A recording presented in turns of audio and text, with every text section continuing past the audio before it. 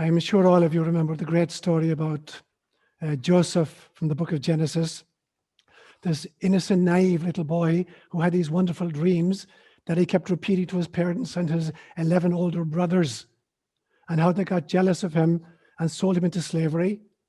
And then he becomes the second most important person in Egypt, next to the Pharaoh. And he saves finally his own family from famine. Well, there's not a very nice ending to that story, actually, but you're never going to hear that read in church on Sundays. And I'm going to read it for you today because it'll lead into what I want to say about the problem of evil. It's from Genesis chapter 47.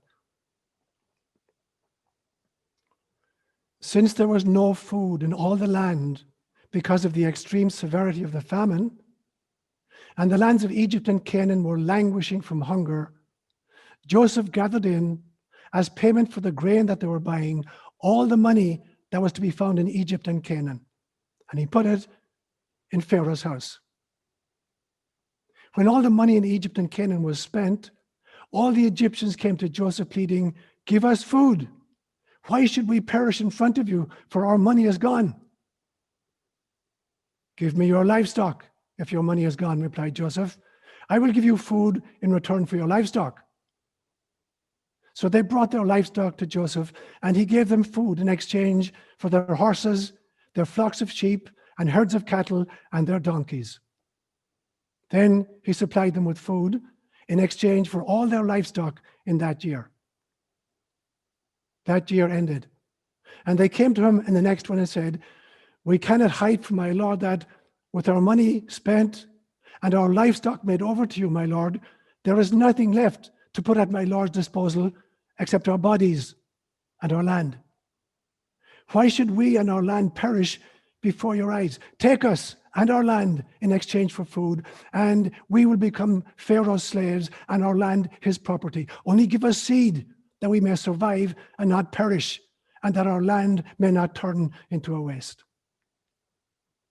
So Joseph acquired all the land of Egypt for Pharaoh. Each of the Egyptians sold his field, since the famine weighed heavily upon them. Thus, the land passed over to Pharaoh, and the people were reduced to slavery, from one end of Egypt's territory to the other. Only the priest's land Joseph did not acquire, since the priests had a fixed allowance from Pharaoh and lived off the allowance that Pharaoh had granted them, and they did not have to sell their land. Joseph told the people, "Now that I have acquired you and your land for the Pharaoh, here is your seed for sowing the land. But when the harvest is in, you must give a fifth of it to Pharaoh, while you keep 4/5 as seed for your fields and as foods for yourselves and your households and as food for your children." "You have saved our lives," they answered. "We have found favor with my Lord. Now we will be Pharaoh's slaves." Thus Joseph made it a statute for the land of Egypt, which is still in force, that a fifth of its produce should go to Pharaoh. Only the land of the priests did not pass over to Pharaoh. Words inspired by God. On the 1st of January, 1892, Ellis Island opened its gates. Subsequently, there would be millions and millions of refugees, particularly from Europe, would stream into America, escaping from famine and war in Europe and in religious persecution. And the very first person to pass through was a little 15-year-old Irish girl called Annie Moore. And she came in with 2 younger brothers, leaving a country which was impoverished because of colonialism, a country in which absentee landlords owned all the prime land of Ireland and rented out little pieces to tenant farmers who paid exorbitant taxes. And when they failed the taxes, they were evicted. And over time, these absentee landlords discovered that cattle were much more profitable than tenants. So they kept raising the rents until finally the tenants could no longer pay. And then the bailiffs were sent and they evicted the families and they burned the roofs of the houses. They were thatched houses so the families could not return. And so you had hundreds of thousands of poor peasants with no place to go. And then they started looking to America, the place of their safety and their salvation. And they're streamed in by the hundreds and thousands and millions finally. It's a problem we still have in our world today. We still create refugees through famine and drought and warfares of different kinds. And I want to address that specifically today. For the last 2 Sundays, and today being the third one, I wanted to try to understand theodicy, the problem of evil. Why do bad things continue to happen on our planet? So I've given 2 previous homilies on this. This will be number 3. And then next Sunday, God willing, I'll do a recap of the 3 homilies and then it'll open up to a Q&A. So today I'm going to make 4 points. I'm going to talk about conquest and colonialism. I'm going to talk about slavery. Then I'm going to talk about pseudo-solutions. And then fourthly, I'm going to talk about truly coming awake. So that's where I go this morning in the homily. So firstly, I want to talk about conquest and colonialism. And I want to make this statement starting off. In my opinion, as I study history and as I've traveled and lived in 3 different continents, there is no tribe and no culture anywhere on planet Earth which is not living on land that was taken forcibly from previous occupants. I don't care who the culture is or what the tribe is. There is no tribe, there is no culture anywhere on planet Earth that is not living on land that they took violently from previous occupants. So you look at the history of the world and it's been a history of conquest and colonialism. As far back as the historical records go, we know that about 7,000 years ago was the first great empire, the Akkadian Empire in the Levant in the Middle East. It was overthrown and succeeded by the Assyrian Empire, which was overthrown by the Babylonians, which was overthrown by the Persians. And then you had the Egyptian Empire, which was overthrown by the Greeks, and the Greeks were overthrown by the Romans. And then came the Portuguese and the Spaniards and the British and the United States itself as colonialist regimes. And when you study history and you really dig into it, all cultures, black, white, red, yellow, and brown, have engaged in genocide, in civil wars, and in ethnic cleansings. There's enough blame to go around to everybody.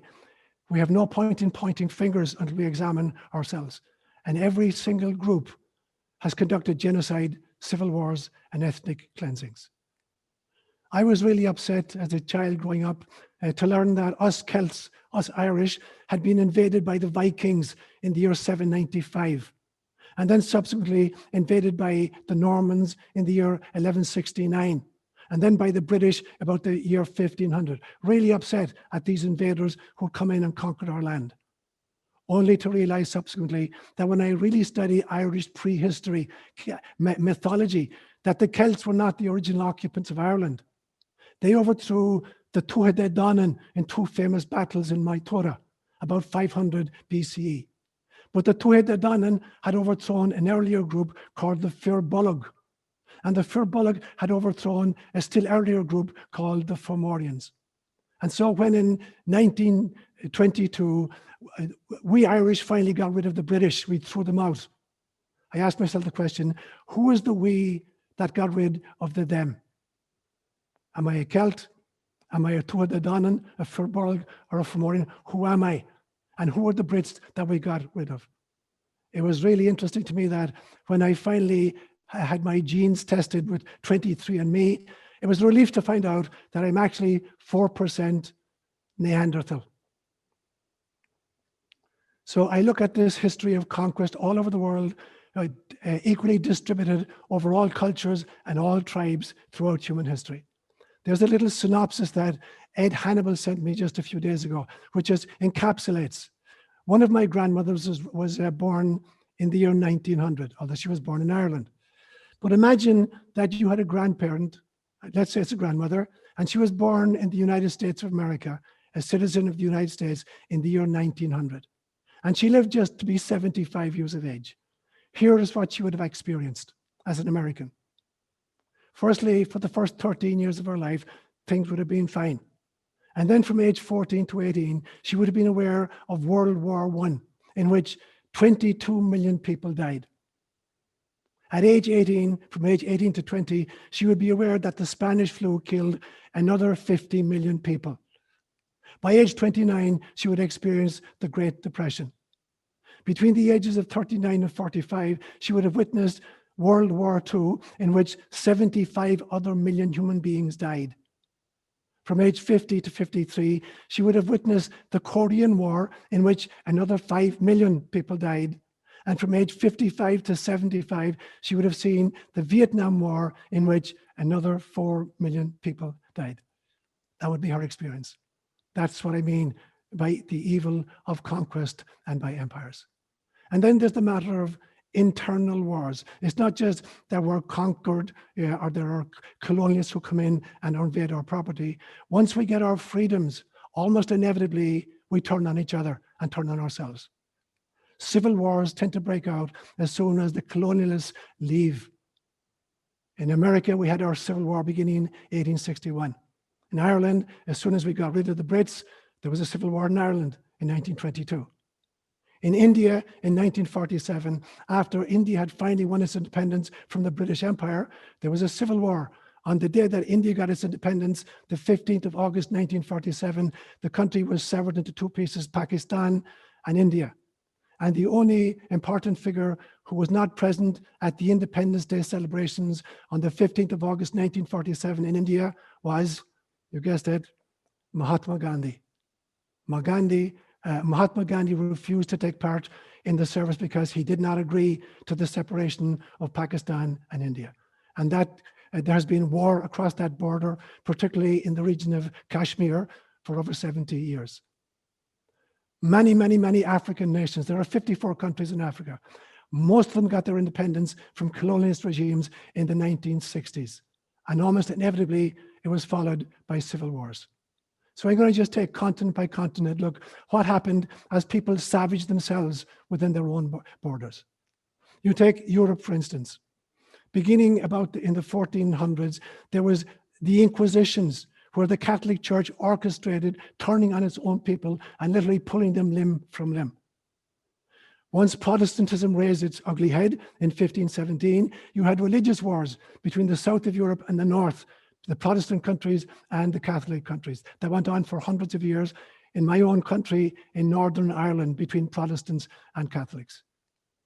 Europe witnessed the two world wars I just mentioned, in which over 100 million Europeans died as we savaged ourselves. Africa did exactly the same thing. Africa got its independence, most of the countries, in the 1960s.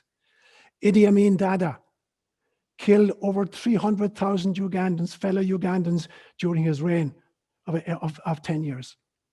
In 100 days, in 1994, beginning in April and ending in July of 1994, the Hutu tribe of Rwanda massacred 900,000 Tutsi tribesmen, men, women, and children. In 100 days, 900,000 people were slaughtered. A recent survey shows that between 1995 and 2015, that 20-year period, 5 million African children died because of civil wars in the continent. So Africa has savaged itself as Europe savaged itself. You look at Asia.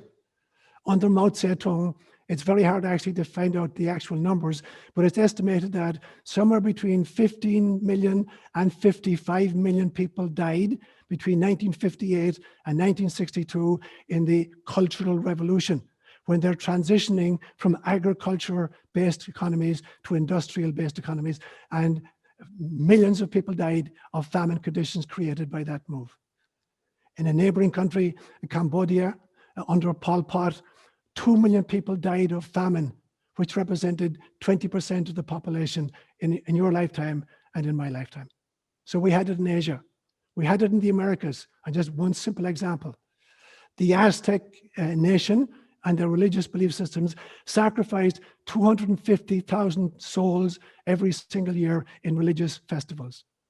And in 1487, during the dedication of a very special temple, 80,400 people were sacrificed in 4 days. That's 20,100 people sacrificed every single day. So there's no end to how we've savaged each other. So that's what I want to say about conquest and colonialism. There are enough fingers to go around to point at all of us, not just some of us. Secondly, I want to look at the phenomenon of slavery, and I'm going to divide this into two subsections. I want to talk about previous forms of slavery, and then I want to look at current forms of slavery. And the first thing I need to say is that slavery is as old as life on planet Earth. And I don't just mean human life. Slavery is as old as life on planet Earth. Life has existed on planet Earth for 3.7 billion years. Plants practice slavery. There are plant species who are totally parasites that practice slavery, contribute nothing, and dominate their environment. There are species of ants that literally enslave other species of ants and literally milk them for food. And we think about matriarchal societies. We think there's glorious times, when the matriarchy was in charge. Matriarchal societies practice slavery. So slavery is as old as life on the planet, and it is old as the human species on the planet. In the Hebrew scriptures, the word slave is used more than 1,000 times. Unfortunately, it is rarely translated as slave into English. It's translated as servant, but the actual word is slave. The New Testament uses the word doulos, which is the Greek word for a slave, 150 times. And again, it's translated as servant rather than slave. So there's an old tradition, even in the scriptures, of condoning slavery. In 500 BCE, Athens, there were reckoned to be about 80,000 slaves living in Athens alone. And at the time Aristotle flourished around the year 300, Aristotle considered it not just necessary, but natural. That slavery was not just necessary, but natural. In Rome of 100 BCE, about 30% of the population was enslaved.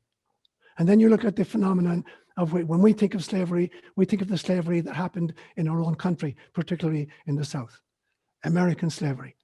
But it is very important to realize that in order to understand the phenomenon in our country, we have to realize there were 5 phases to what happened in our country.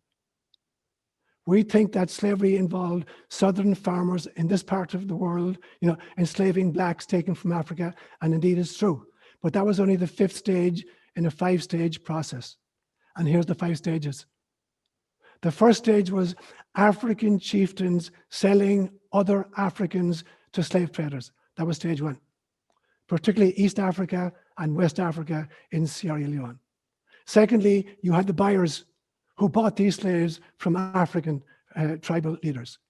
Then you had the transport system that took them across the Atlantic to the Americas. Then you had the retailers who took possession of these slaves and then sold them individually to, here's a kind of a crude term, the end user. But there are 5 stages to that process.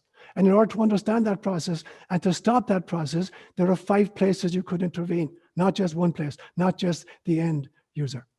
And so in 1807, Britain outlawed the slave trade, the transatlantic slave trade, and it positioned warships off the west coast of Africa, particularly around Sierra Leone, where most of the slaves were being captured by local chieftains and sold to slave traders, who then transported them across the Atlantic. Britain outlawed that practice in 1807. In 1808, the United States outlawed that practice. And so from 1807, 1808, there are warships off the west coast of Africa trying to stop this trade. And the biggest problems they got were from tribal chieftains in West Africa because their livelihood was being disrupted. We could have stopped that at any stage. The first stage was to try to stop the transatlantic transport. But they were still being produced in Africa by Africans. And there were other groups who were willing to transport them. So it's important for us, as we understand what slavery really means, and it's terrible. At every stage of it, it is terrible. And it was terrible that it was white Christians using biblical pretext to justify owning slaves in the southern part of our country. But it is also important to realize that it was also white Christians using the same Bible who stopped this process, 300,000 of whom gave their lives in order to stop this process. So there are no facile, analyses of slavery.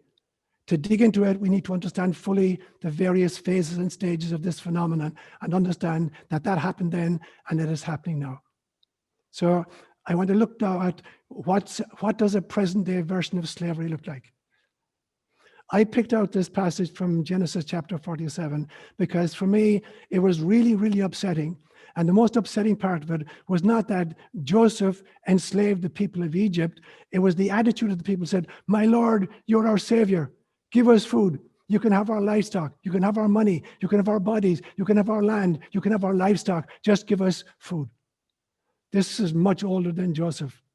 This is much older than the Hebrew scriptures. This has been part of life on planet Earth since there first was an oligarchy of some kind. And it's always the same system. The stages are always the following. You either create a crisis or you harvest a naturally occurring crisis. So either a false flag operation or you just latch onto something which is happening naturally and you create a possibility for it. Then you engage the mass media who create panic and shout, "We need solutions. Give us food. You can have whatever you need, but give us food." And then the gullible population begin to holler that these solutions be implemented. And finally, allegedly, the oligarchy reluctantly agrees. But there's a price. They tell us temporarily there have to be the loss of civil liberties, but it's temporary.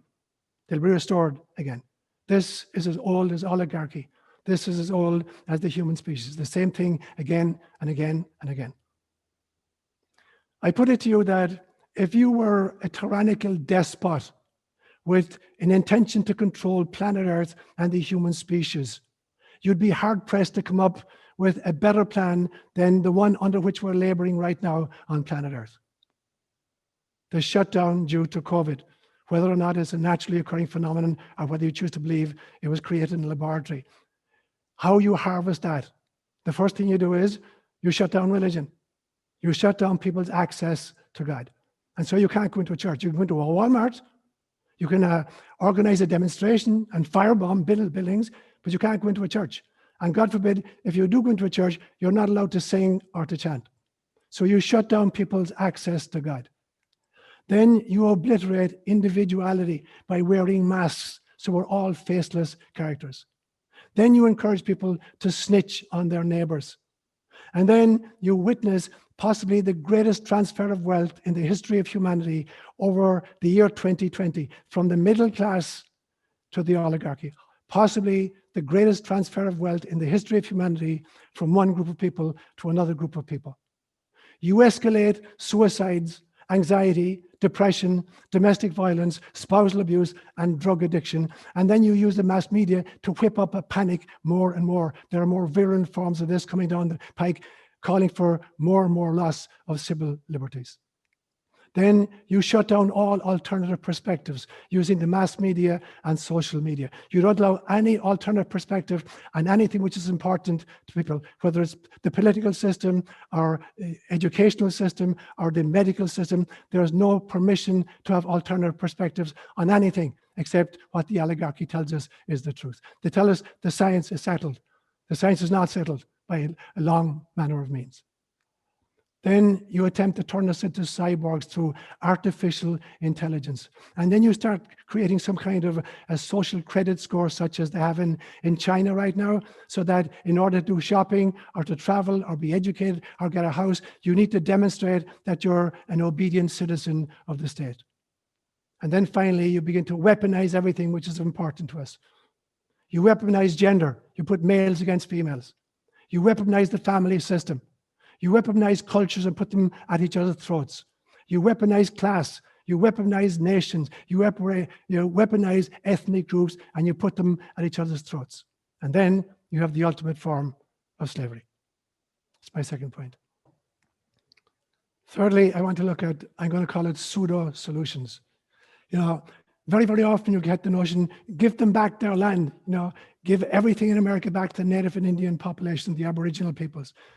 And go back home. So the go back and give back is one of these simplistic solutions to an extraordinarily complex phenomenon. So you're a fourth generation American.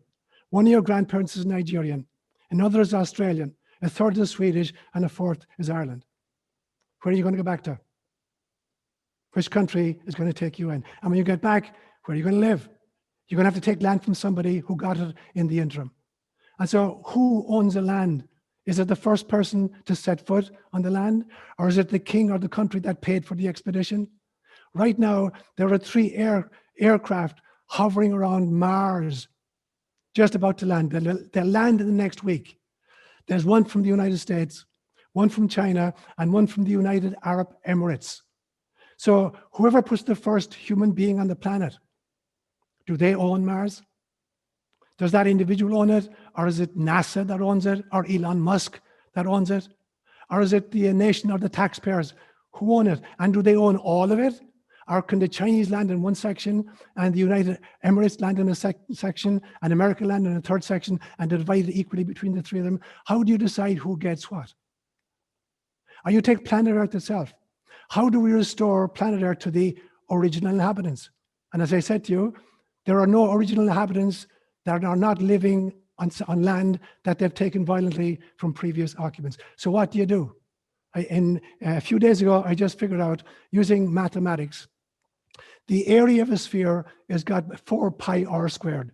So if you know the radius of planet Earth, which is 4,000 miles, you could calculate the surface area of the planet, which I did, 4 pi r squared.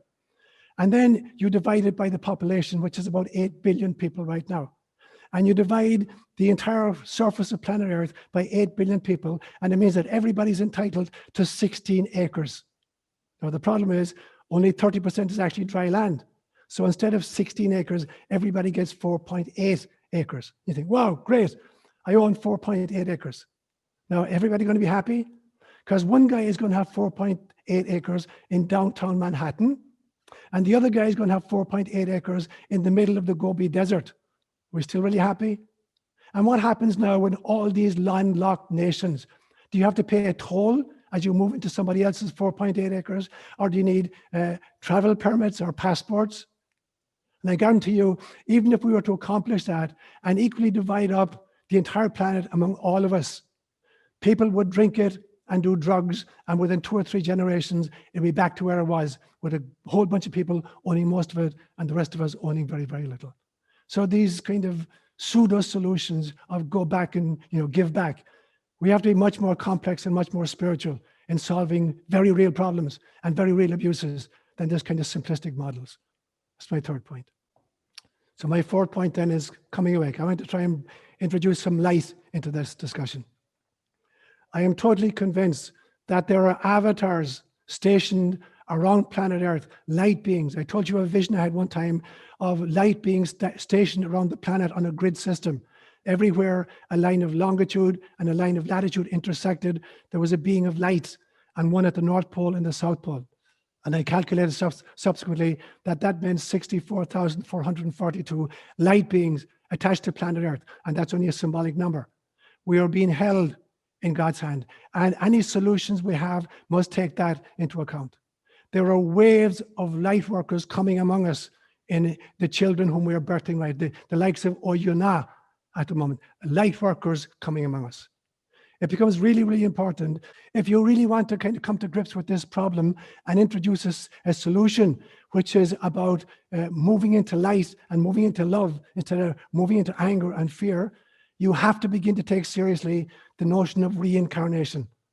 Once you understand that you've been on this planet possibly thousands of times before, you've occupied every single configuration possible: male, female, black, white, rich, poor, genius, retarded.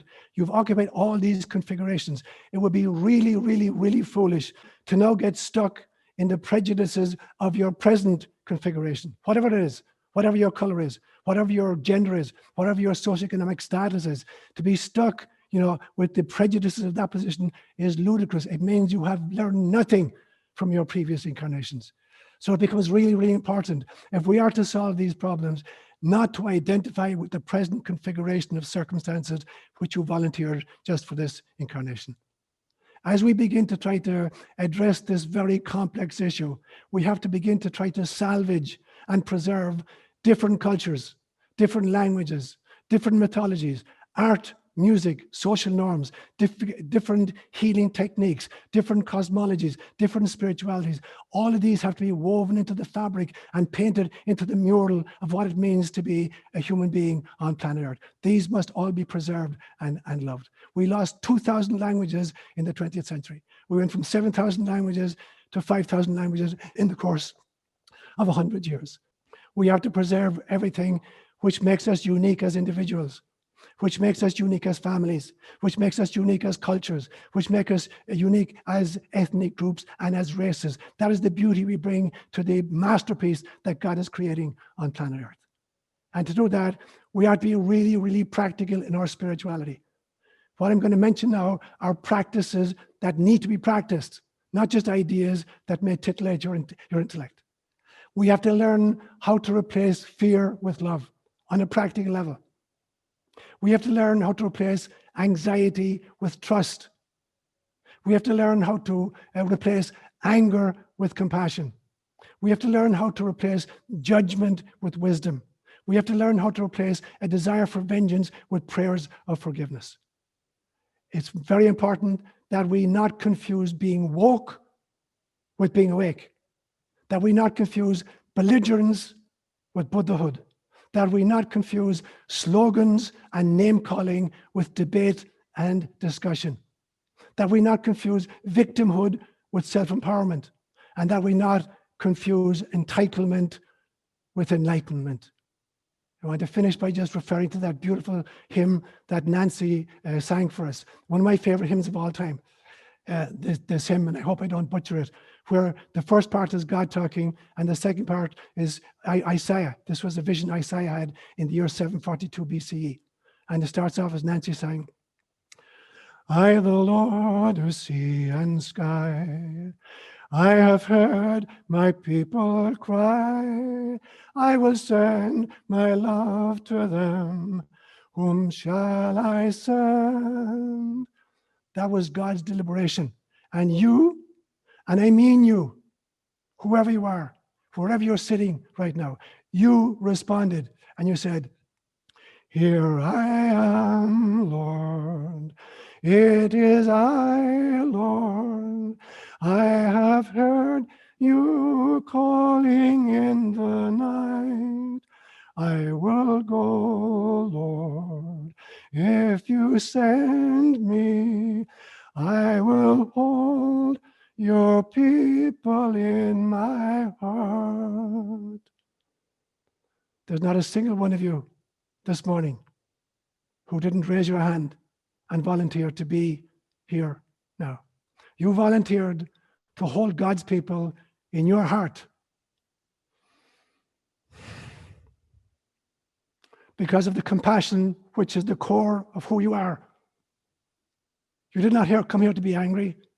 You didn't come here to point fingers at one group. You didn't come here to create some kind of a simplistic analysis of an extraordinarily complex and ancient phenomenon, the problem of evil on planet Earth. You came here in order to introduce compassion and love and forgiveness and intelligence into the equation. And so I ask every one of you this morning, please try to remember what you said and when you came.